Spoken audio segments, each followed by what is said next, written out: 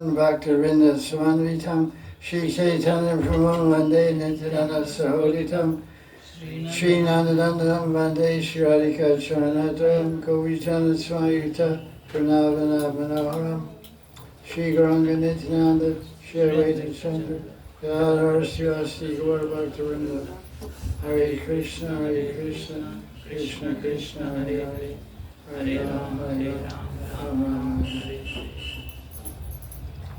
This is Karti class 2025. We're discussing Krishna Karnamrita by Bilbamangala Thakur with the commentaries of Sri Ananta Babaji Maharaj. We're on a new verse, number 42. And let's read that one. Amanya Danyani Dinatarani Hare Tva Lokanam Antarena Anata Bando Karanaika Sindo Hahanta Katam Nayami. O Ishvara, O Bhagavan, O friend of the helpless, you are the only ocean of mercy, but I have not met you. My inauspicious days and nights have become unbearable. I do not know how I shall pass the time. Okay, that's another translation here also. You can see that. What do I do now? Whom do I tell? It is futile, hoping to attain Sri Krishna.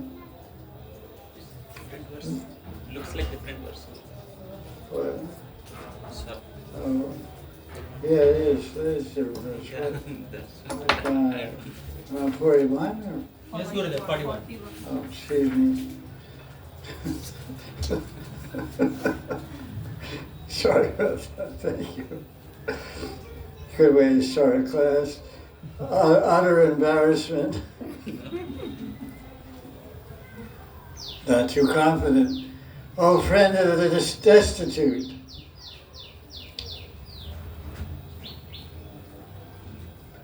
Oh, one and only ocean of mercy. Without your darshan, my days are accursed. Accursed? Just say cursed. Alas, alas, how shall I spend these days? So there's different commentaries here. First one is by Krishna Kaviraj. And of course, the ongoing theme here of these verses for the next 14, 15 verses is all Radharani and the Rasa dance in Vrindavan separated from Krishna.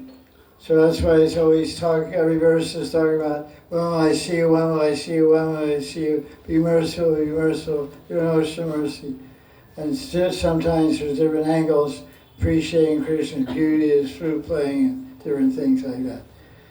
So Krishna Kaviraj says, Krishna's disappeared from Radharani's vision, and she's burning in the fire of Viraha, every verse actually, and she's become delirious. So Srimati Krishna's Kaviraj is rephrasing Radharani's verse here. Oh Hare, in your separation, one moment is equal to 10 million kalpas. I feel so much, she says, ha-hanta, ha-hanta, ha-hanta, katandayami. She says it twice to express, like we say, alas, alas. Twice to express her intense sorrow and distress. So, only, and it goes on, only the gopis of Vrindavan who are full of Mahabhav experience so much anguish in Krishna's absence that they feel one moment to equal to a kalpa. This is from 11th canto of Bhagavatam. Krishna is speaking to Uddhava and remembering the gopis. It's interesting because the 11th canto of Bhagavatam was spoken when Krishna was how old? 125. He stayed on the planet for 125 years, and he left Vrindavan when he was how old? 11 years. 11, 12 years. Approximately 11 years, 10 years, 8 months, whatever, 2 months, 8, something like that, 6 months. So 11 years old he left. Now he's 125, and he's gone to Pravasa Kshetra to leave his body, or leave this world, and wind up his Leela, Prakat Leela. And so he's taken Uddhava there and given him some enlightenment. And the enlightenment that Krishna gave Uddhava is called Uddhava Gita, 11th canto of Bhagavatam. Now Krishna's 125 years old, about to go back home.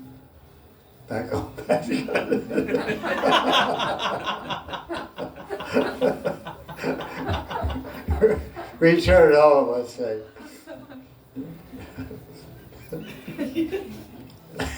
Anyway, and so the point I make is, even though it's been 115 years or 110 years, or say 115 years since Krishna's been in Vrindavan with the gopis, he's still remembering at the last moment.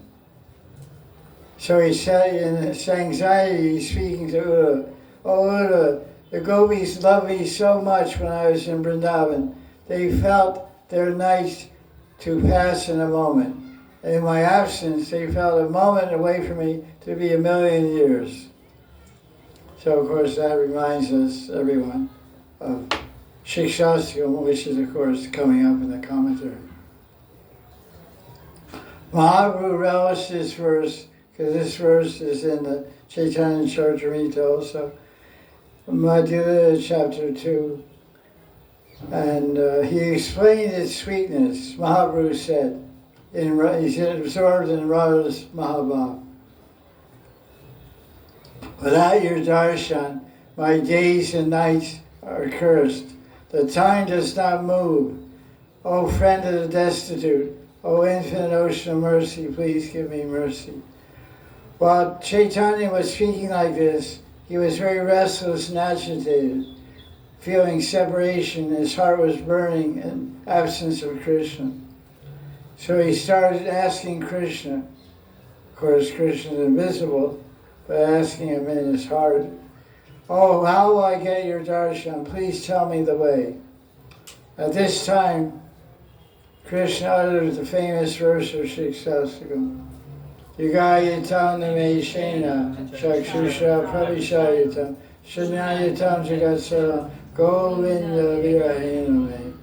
My heart is so anxious. It's on chapter 20. I can't spend another day. Every moment feels like yuga. My eyes are pouring rain, monsoon tears. The universe is empty. My heart is burning in the fire of separation with Govinda. How will I survive? Vidyapati, poet Vidyapati, describes Radharani's viraha. She says, "Now Madhav has gone to Mathura. The Mathura Vasis have stolen the jewel of Gokul. Our homes now have become empty. Braj has become empty, and all the houses are empty. The whole world is empty. How shall I go near the Yamuna and see the flower grows? In Krishna's absence, I can't bear to visit these places. I'll die if I see them now." Vidyapati says, in anger and misery. So Vidyapati is angry at Krishna and miserable because he's identifying with Radharani. So Vidyapati closes this bhajan where he quotes Radharani in anger and misery, and he says, Radharani's not speaking, Vidyapati, Kavi Vidyapati is speaking. He says, "Just see the fun. Radharani is burning in separation while Krishna is enjoying himself in Mathura." It often happens that way. When people break apart, one person carries on and enjoys, the other person is dying in separation. So Vidyapati is totally sympathizing with Radharani. So if you take this verse from the mood of a sadhaka, the sadhaka, of course, we're all sadhakas, practitioners, we're all feeling separation. So we're saying, you know, my days are, what is the value of my days, nights are passing uselessly. Like my fly-like life, sometimes you hear. My life is like a fly, what's the value of it? I'm spending my days in absence of Krishna and not seeing him. So Krishna's Kaviraj explains that Leela Shuk is expressing excessive longing for Krishna's darshan. Frankly, it seems like these commentaries are on a rewind. This 8th day of commentaries and this 8th day rewind. Separation, misery, hankering for darshan. So that's it, so pack your bags and go. That's what they say, the take-home. What's the take-home of this class? It's the same thing the last 7 days. So, if you're as crazy as me, you'll stay here. We were too tired to move on. She looks pretty comfortable. She's 5 seconds away from sleeping. 1, 2, 3. It's okay. One time I gave a class in Delhi. A lot of people were sleeping. Or maybe every time, I don't know. But I said, actually I feel very happy in this class. Because Vaishnava Seva is the highest form of Seva. I'm doing such important Seva to the Vaishnavas. They're all getting 45 minutes free rest. Somebody hit the guy next door and said, he's talking about you. What? So, you know, we have to serve the cause one way or the other. Hey, we're servants, right? We don't have any choice, do we? No. We're going to be used for service one way or the other, for enlightenment or for light or darkness, whatever. So this is what he says. He's longing for darshan, and he's lamenting. Krishna himself has created this longing in Leela Shuk. It is not possible for one to feel such longing for Krishna unless prema is in the heart. So makes sense. You may wonder why we're not feeling too much yearning or longing or hankering for Krishna because of the lack of love, which is our unfortunate situation. Leela Shuk is full of anurag. His hope, expectation, and desire are different. So hope, they say, what expectation is the greatest happiness aspect. You expect, you have a plan to go on a vacation, and you're just expecting, I'm going to do this and that. And you're just by expecting all these different things you're going to do, you feel so much joy and happiness. Then you get on your vacation, it's like you get sick. It's cloudy and rainy every day. It's too cold to go anywhere, and you're stuck in your apartment all the time. So, hope and expectation, desire.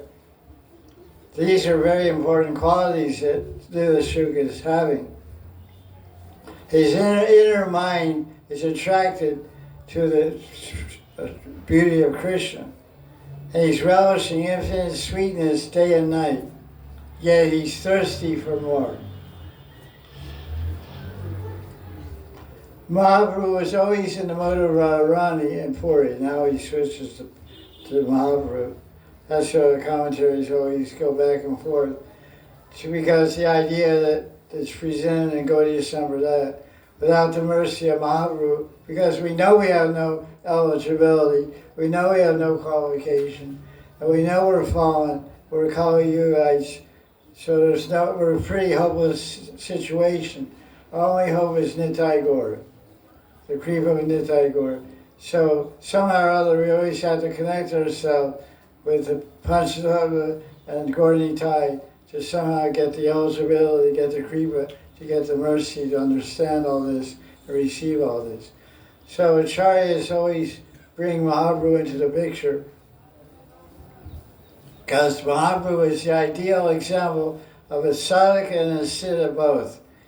On one level, he acts like a sadhaka in service of Vaishnavas for sadhana. Another level, he acts like a siddha absorbed in the spiritual world in meditation, and this is displaying different subject bhavas and prema. So at one level, he's teaching like a siddha, which we want to all become. Another level, he's teaching like a sadhaka, which we're trying to realize and practice as a sadhaka. Serve the Vaishnavas, engage in Bhagavatam every day. How many times did Lord Chaitanya hear the Bhagavatam story of Dhruva Maharaj, Dhruva Charitra? 100 times. How many times Prahlad Charitra, the story of Prahlad? 100 times. Where is this told? I don't know. It's told in Chaitanya Bhagavat by Vrindavan Das Thakur. So every day he would go to, in the morning or afternoon, I don't know what time, probably afternoon, he would go to Tota Gopinath, take darshan of Gopinath, and sit under the tamal trees and trees there and listen to Gadadhar Pandit speak the Bhagavatam. So that's his example of Mahaprabhu as a sadhaka. Nasta Prayeshu Vajreshu Nityam Bhagavata Sevya Bhagavad Utamashoke Bhakti Bhavati Naishi. Every day hearing the Bhagavatam. He showed that example as an ideal sadhaka, serving Prasadam, hearing about it. Every day he went on Nam Sankirtan, and they carried Tulsi. He would walk behind the guy carrying Tulsi on his head. They walk around chanting Nam Sankirtan. So he's showing sadhakas should do Nam Sankirtan every day, Bhagavatam every day, serve Prasadam and other Vaishnavas every day. So here in this purport, we're reminded of Chaitanya Mahaprabhu as a siddha.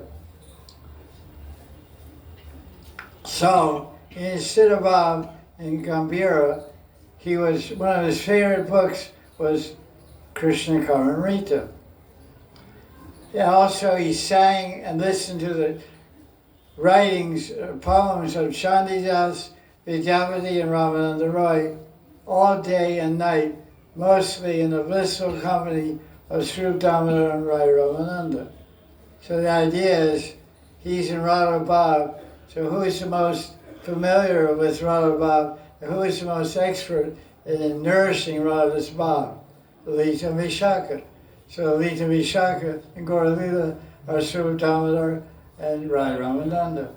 So he really enjoyed being with them. Now he quotes Gopal Bhatta Goswami's commentary.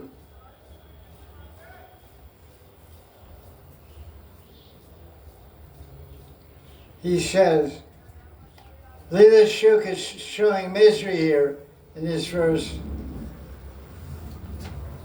He's feeling destitute and miserable. He says, Ocean Mercy, I'm cursed, I'm miserable, I'm suffering day after day.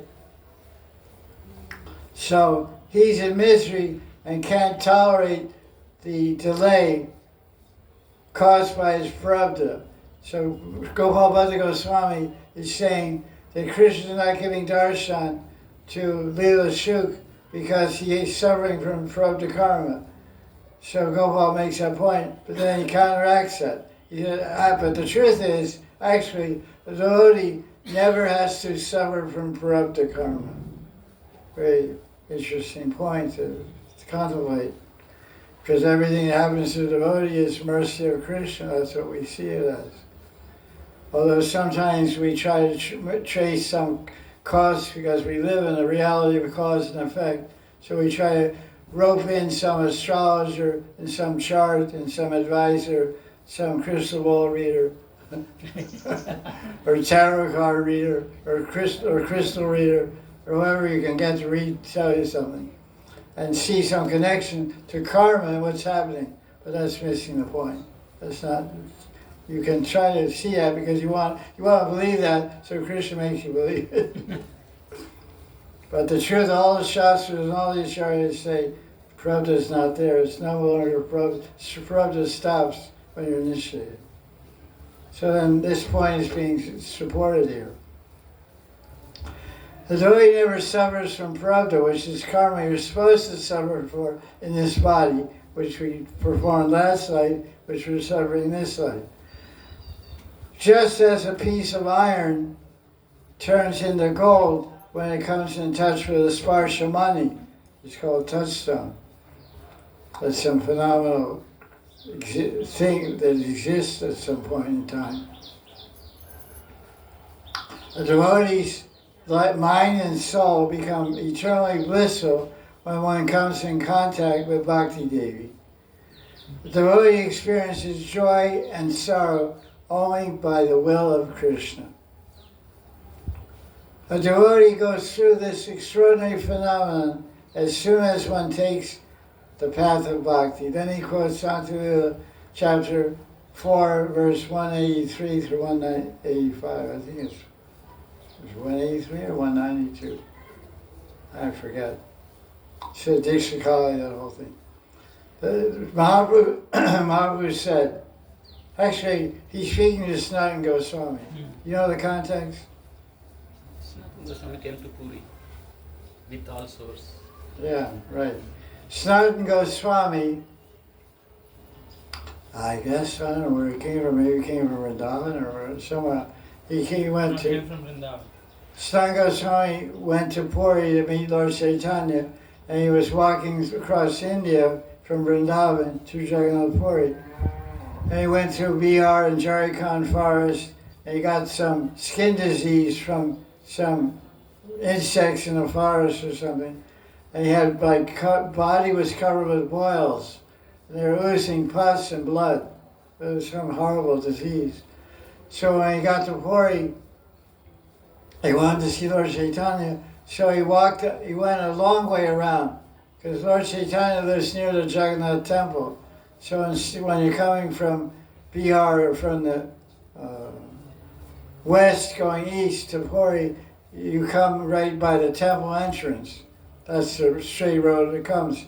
But he went long way around to Swargadwara, to the beach by Radhas Samadhi, and walked way down and came in the back way to Kashmir's house from the ocean side, which is a long way around. And it was the middle of the summer when he got there, so the beach sand was like hot coals. I know because I've been there in the summer in Puri, in May and June, and I burned my feet like crazy. You know, going to the beach, I did it once, and I got shoes to wear to the ocean. From the street to the ocean is hot coals, so hot. So he walked on that, so now his feet are burned, and his body's covered with sores. The Lord Chaitanya went to embrace him. He said, "Don't touch me, I'm contaminated, I'll soil your pure body," and all that. And that's in the context when Lord Chaitanya gave this whole discussion about a devotee's body is Chinmaya Deha, is pure even from the time of Diksha.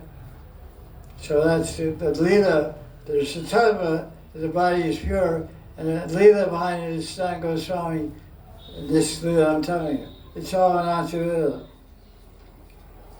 So Lord Chaitanya tells Sanatana Goswami and all of us, the body of Vaishnava is never material. So no material means no prabhupada karma. Karma is material. The body of a devotee is spiritual and eternally blissful. During Diksha, Diksha Kali, Atma Samarpan. Diksha Kali Bhakta Kare Atma Samarpan. Sai Kali Krishna Kare Tara Atma Sama. Tara Atma Saman. Your body becomes equal to Krishna and spiritual. During Diksha, the devotee surrenders himself, Atma Samarpan. At that very moment, Krishna makes the devotee his like himself. He makes the devotee's body eternally blissful. Now the devotee worships Krishna's lotus feet in a spiritual body. So Prabhupada used to use the term spiritualized body. Like the iron rod in the fire gets red hot, becomes like fire, and acts like fire. But it still has the quality of iron. It hasn't become not iron, ceased being iron. So our body is still material, but the material karmas are not affecting our body, because our body is in the fire of Krishna consciousness. That's why I always say, "Are you fired up?"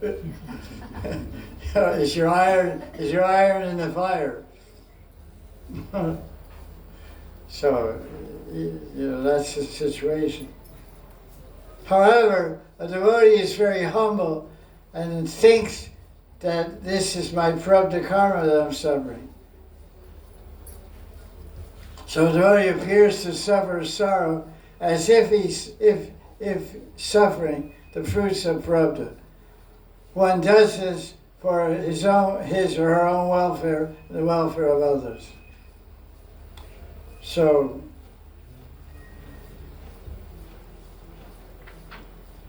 that's what he said. Now in this verse, let's see, line 2 says, Hare. Hare Tvat Lokana Mantarena. Oh, when will I see you? Hare. So, Leela Shuka is saying, this is Gopal Bhatta's commentary, Oh Hare, it is your nature to steal the miseries of your devotees. Because everyone knows Hare means thief.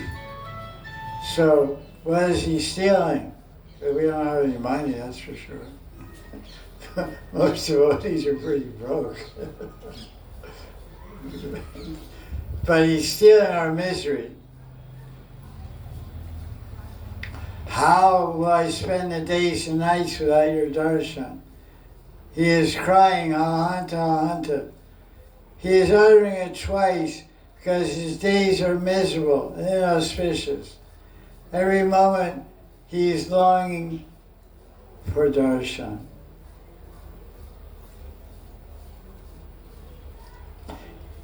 He cries in the utmost sorrow, You are my only friend. You can save me from this misery. O ocean of mercy, I cannot wait for my prabdha to end. Please give me darshan immediately. So in his humility, he thinks it's his prabdha. That's just his humble mood. That's what we heard from Ananta.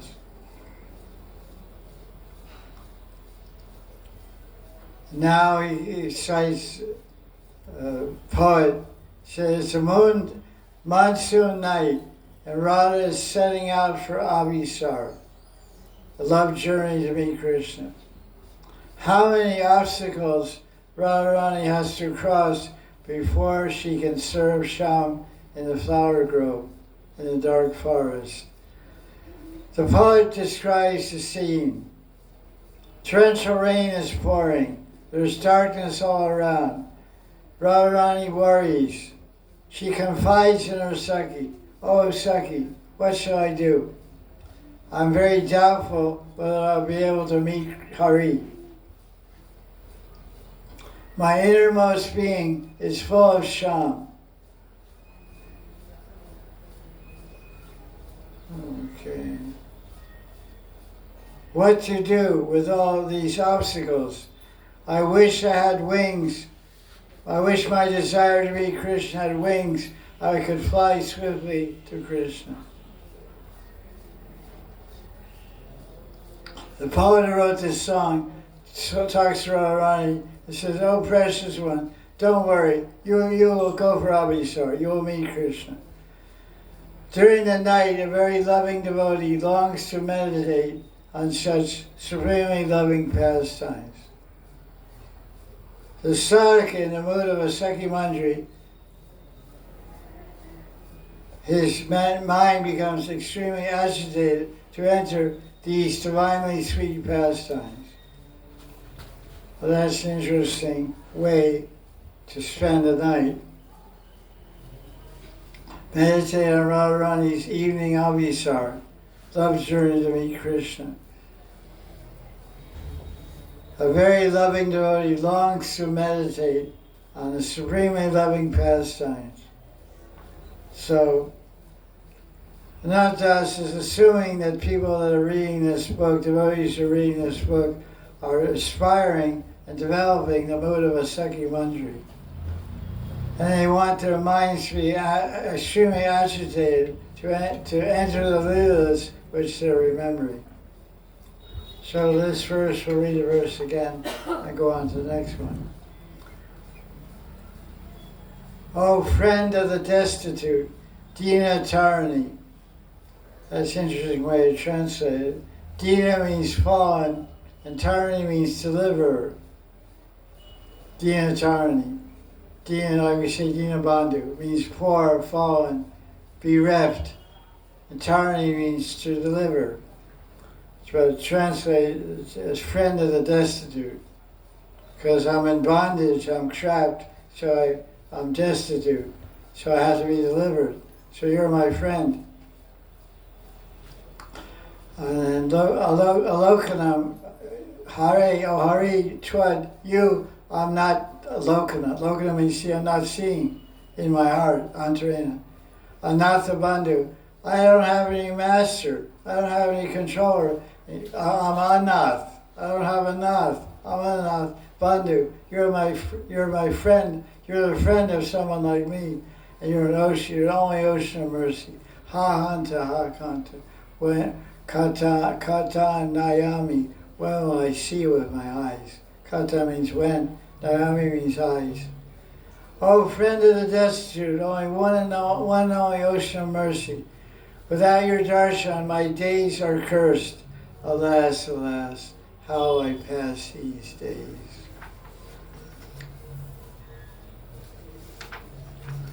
So, verse 42.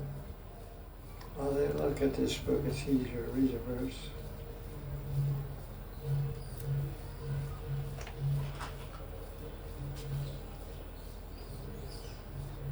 Kim iya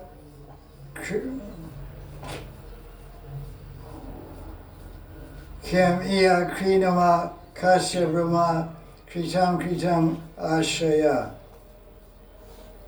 Katayata katamanyam danya mahavridya shaya. Madara smerakare mano nanotsave kripana krishna chiram Vatalambate. Alas, what shall I do? To whom shall I speak? That whatever I have done in hopes of meeting Krishna be finished. Please say something auspicious, but don't speak about Krishna. Krishna is lying in my heart like Cupid. Therefore, how can I possibly give up talking about him? I cannot forget Krishna, whose smile is sweeter than sweetness itself, and who gives pleasure to my mind and eyes. Alas, my great thirst for Krishna is increasing moment by moment. It's like an endless stream of the same feelings, same thought. Here's another translation. What do I do now? Whom do I tell? It is futile hoping to attain Sri Krishna. Let's stop such useless talk and discuss something worthwhile instead. Oh, but Krishna's in my heart. Then how can I give up talking about him? Krishna is a feast for the eyes. Nayanutsave. And the mind. My humble thirst for Krishna is ever increasing. Krishna Chiram Vatalambate. So, Lila Shuk is meditating in his Siddhadeha. His Siddhadeha is a Sakhi, Gopi. He's extremely anxious. Udveg, of course, is also a sensory bhav, anxiousness. Rupa Goswami, some Mahajan describes what is anxiousness. This is showing Radharani, showing the sensory bhav of udveg, anxiousness. The arrow of the love God has pierced my heart. I wonder why my heart is not breaking into pieces. I feel the fire of separation is raging inside of me. But my body is very tough. It does not burn to ashes. How shall I explain my sorrow? I can neither die nor live in Krishna's absence. I feel my eyelids are blocking my vision when I look at Krishna's face. I console myself by looking at Krishna again and again. When I see the kunja where we met intimately, all with flowers, and I hear the song of the cuckoo and humming bees, and the breeze laden with malati flowers touches me, I wonder why I'm still living. The poet Govindadas said, let's go to Mathura and give Krishna this news. So obviously Krishna has left Radharani Vrindavan, gone to Mathura, and the poet is describing her condition at that time is udveg, very anxious for Krishna in his absence. So he describes more. His udveg means utam aved, and he describes what is aved. When the mind is surging with emotions, it is called aveg. Radha experienced aveg when Krishna was setting out to go to Mathura with Baladev. When Radharani saw Krishna on top of, sitting on Akrura's chariot, ready to go to Mathura, she screamed and fell in front of the chariot. You must have all seen paintings of this. Akrura taking Krishna and Balaram on a chariot to Mathura. Different gopis are doing different things to stop Krishna. Some are holding the horses. Some are holding the leg of Akrura. Some are holding the wheels of the chariot. All different. Some are just fainting. Some are just looking at the chariot. Radharani throws herself in front of the horse's feet. Only Radharani does this. And everybody's there. Not only gopis are there. Who else is there? Nanda Baba, Yashoda. Nanda, Yashoda, Chatila, Kutila, Abhimanyu. Because Krishna Balaram, the Prince of Vrindavan, is leaving Braj. He's the son of the king. It's a big event. He never left before. So all of Braj, all of Nandagram, all of Varsana, all Yavagram, Kokil, every village are there in Nandagram seeing Krishna depart in the chariot. Right. That's a pretty bold statement. That's letting the cat out of the bag in a big way. I mean, she's not holding anything back. But so she threw herself and screamed and fell in front of the chariot. She looked at Hari with a tear-filled glance, holding a plate of grass between her teeth. In this manner, with all emotions, she aroused in the compassion of Krishna. When Radharani looked at her Sakhis, she saw they were also anxious. So she said, to whom shall I tell my feelings? I see that all of you are in the same state as I. So who should I ask for advice? She looked worried. So then he said, what is worry? That's interesting. But worry is a state of, this Bhakti Rasmita. Worry is a state of mind when we think about not getting what we desire. I'm worried. Is I'm going to get this or what? And getting what we do not desire. Like you get in trouble, you're worried whether you're going to get caught. You know, your mother's going to catch you for doing something. You're worried. Example, losing a little money. Once during Purva Rag, Vishaka asked Radharani. Purva Rag means infatuation stage of love. You fall in love with someone, they may know it, they may not know it, but you know it.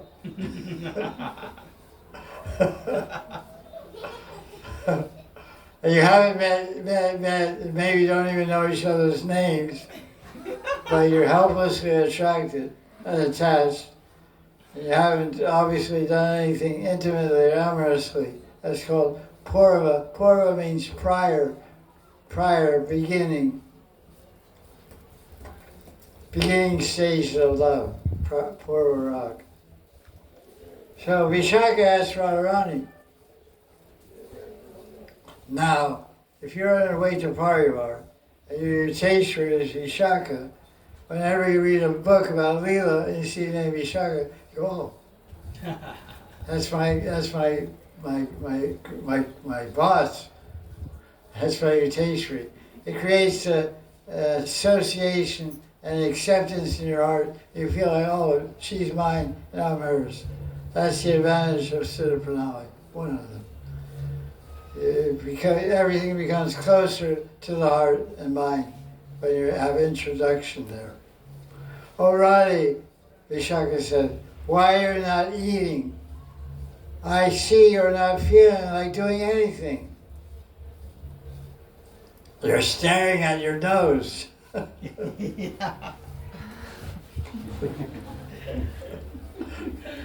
You're always lost in thinking. It's called daydreaming. You're very silent. I think you see the whole world to be very empty. So, dear Sakhi, have you become a yogini or a viyogini? A yogini is one who performs austerities, tapa. A viyogini is one who pines for her lover. Tell me the truth. You're staring at the tip of your nose. Are you a yogi? Yogini? I don't think so. I think you're a viyogini. You're staring at the tip of your nose trying to get a glimpse of that boy you fell in love with. Vishaka is very funny. Remember that. She's a Dharma Pundit. She's described as a Dharma Pundit. She's expert at joking. See any similarity?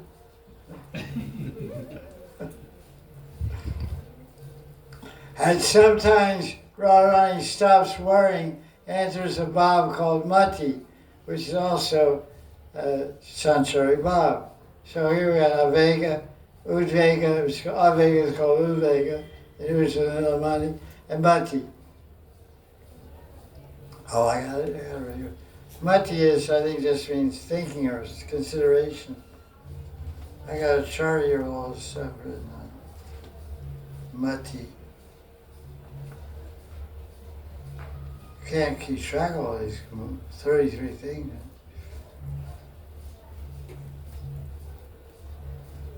Mati means conviction. Must have more meanings also. It means conviction. Let's see what it said. When Radha feels the bhav of mati bhav, she says, expectation is the root cause of sorrow. I'm expecting to meet Krishna. If I meet him, it's great, but if I don't, I don't meet him, that's one cause of misery. My expectation is broken, that's another cause of misery. Whatever I have done, anticipating to see him, has become futile. Enough of expectation. I'm not going to have any expectation. What do they say in the modern world? Expect the Unexpected. That means don't know what to expect. That's what I do when I give diksha.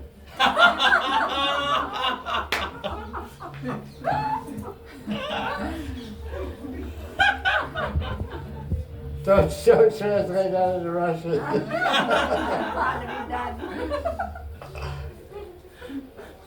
Expect the unexpected. They look so sweet and gentle and respectful and submissive. But that before, no, up to diksha. Otherwise you wouldn't get diksha. Then afterwards, my God, the lion comes out of the mouse. you thought you were just seeing a mouse, you got a lion. Ask the 6 gurus of Daji. They know. They thought he's a mouse, humble guy. Every sangha he gets into, he takes over. He got some capturing power, you know. Also, he's the guru. I mean, that's the thing. I accept that. I'll take picture of it. Thank you, Baba. I take your advice seriously. Okay. Yeah, I got a guys ready for you. And take them all. Have a good time. And a good blessing. So, she said, I'm not going to expect anymore.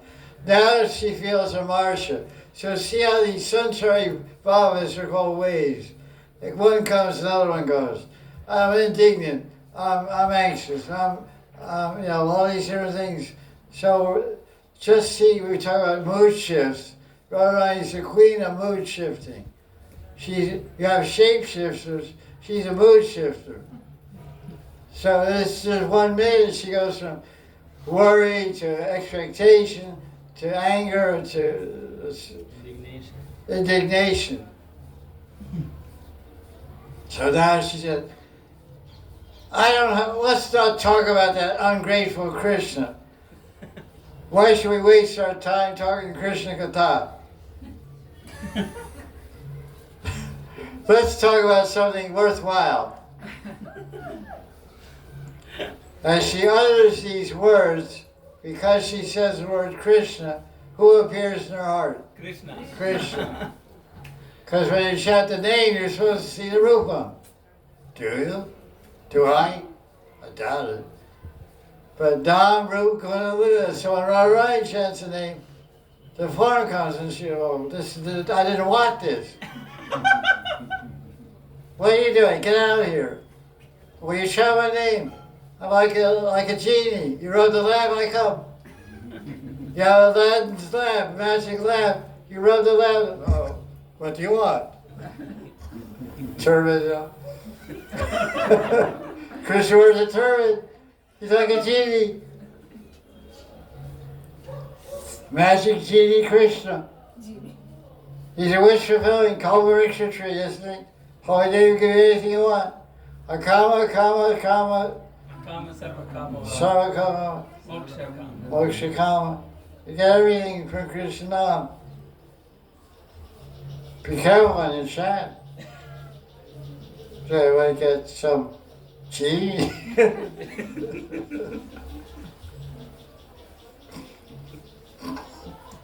Okay. So, let's not waste our time talking about him. But then she becomes overcome with agony, becomes restless, and says, Saki, I can't bear this anymore. How painful. I decided not to think of Krishna at all, but I have no option. He's right in my heart. He has captured my heart and now hurting me. He is my enemy. He has assumed the form of passion and is now piercing my heart. What to do? That sounds really bad. Next, now Radharani is overcome by a sansari bhava called Otsukya. The gopis tell Uddhava to remind him of Pingla's advice in the Bhagavatam. Expectation is the root cause of sorrow. Inexpectation results in supreme happiness. What a word that is. There's no such word, but anyway. But it's the opposite of expectation. There's some word for that, I don't know. My vocabulary is less. Expectation, not expecting. Detachment, acceptance, or you're expecting is just you're dead, I guess.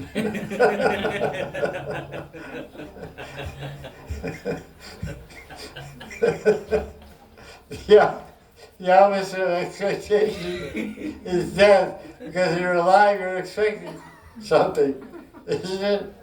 Think about it. You're all philosophers, you're smart guys and girls. The absence of expectation is death. So if you're not expecting, you're dying. You're in death, you're expecting.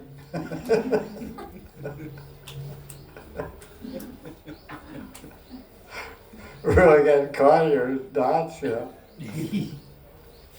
Okay, Jai Radhe. So, in spite of knowing this, we hope to attain Krishna, Radharani is saying, and now our hope has been burned down. Hence, Radharani says in sorrow, stop thinking about how to forget Krishna. Alas, alas, my thirst for Krishna is increasing every moment. So can you imagine thinking about how to forget Krishna? So you don't really have to think about that, you just have to be normal you. Yeah. You don't have to do much thinking about it. Forgetting Krishna. That's the norm. They say the norm. Norm is forgetting. But for Radharani, she can't forget Krishna, so she tries to, but she can't.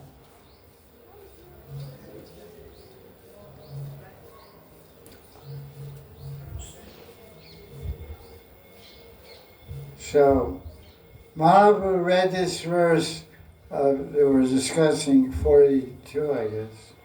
Yes, Guru. Thank you. In Gambhira Lila, and he explained it himself.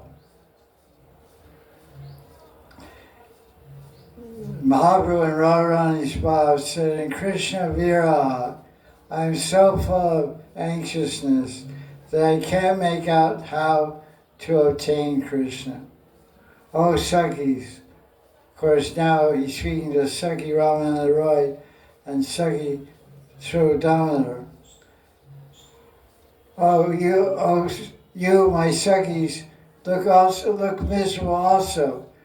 So who should I take advice from? Oh, Sakhi, what to do? Where to go? From where shall I get Krishna? Without Krishna, how will I survive? When Radha's mind becomes still for a moment, she thinks and enters into the bhava of mati, which means conviction. And she remembers Pingala's words and ponders upon them. Pingala was a prostitute. Of course, prostitutes live with expectation of getting customers every night, or many customers, to make a living, to make their money. So it was one night, Pingala, it's in 11th Canto of Bhagavatam, she was waiting all night for some customers, no one came. Then she started to speak about disappointment and expectation. And that's what Lord Chaitanya was remembering that and speaking like that. So it sounds very strange. Because scholars, they read Chaitanya Charitamrita because they don't have devotion or connection with proper Gaudiya Vaishnava Guru. They make all kinds of screwy conclusions about Chaitanya Lila. They criticize Lord Chaitanya. He said he's sannyasi. Why is he meditating on Pingala as a prostitute? But he's not meditating on Pingala. He's quoting her statements, which are philosophical. In her detachment and her frustrated situation, she speaks some philosophical truth about disappointment and expectation. So Lord Chaitanya is recalling that aspect of her teaching, you can say. Anyway, so he says, Radharani's bhav is entirely different. She sees Krishna as the embodiment of rag. Her heart is agitated. Radharani says, the passion that kills everybody has now entered my heart. This enemy does not let me forget him. Then Radharani enters the mode of eagerness, Otsukya, that drowns all other feelings. She starts to feel great longing to meet Krishna, so she chastises herself. I'm so lowly and fallen, I can't survive a moment without Krishna, just as a fish cannot live without water. She cries out, alas, alas, O Krishna, treasure of my life, alas, alas, O lotus-eyed one, alas, alas. O Shamasundar, O hero of the Rasa dance.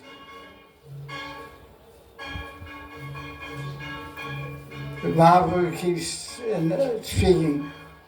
Where can I find you?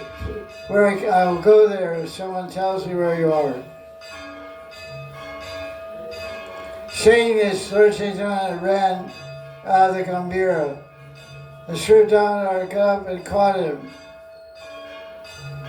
held him on his lap, and held him close to his chest.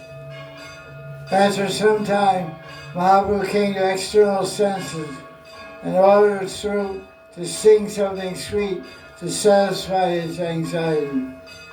So, Sri Damodar sang Gita Govinda, and Mahaprabhu became calm and peaceful.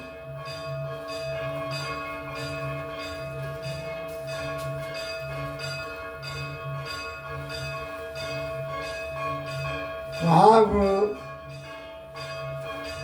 has shown how to study and listen to Krishna Karnamrita by relishing it himself. We should not just hear the verses of this book, but dive deep into the rasa of these verses. We should then lose ourselves in Radharani's mood and ultimately rush towards our object of desire in an agitated state of crazy love, crying out, where can I find Krishna? Please tell me, someone tell me. I shall go there. If we stop to ponder, we cannot be wonderstruck. This entire book, Krishna Karnamrita, is full of such longing, such extreme desire. Basically, the whole idea of this book, Krishna Karnamrita, because we're aspiring to be gopi servants of Radharani. So to serve someone, you have to know what they're feeling, what their heart is, what their needs are. So this whole book is Radharani hankering and longing for Krishna. That's the basic theme of the whole of the verses, even when she meets Krishna, which we'll find later. So Radhas is reminding us that our success of hearing these classes or studying this book or reading this book is we'll get an intense longing to meet Krishna and see Krishna. He says his entire book is full of longing, extreme desire, and distress to get darshan of Krishna.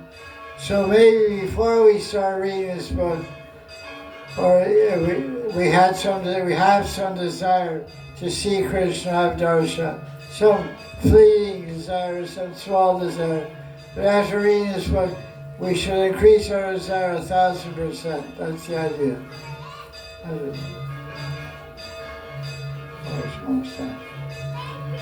I guess I have arching at 5 o'clock every day.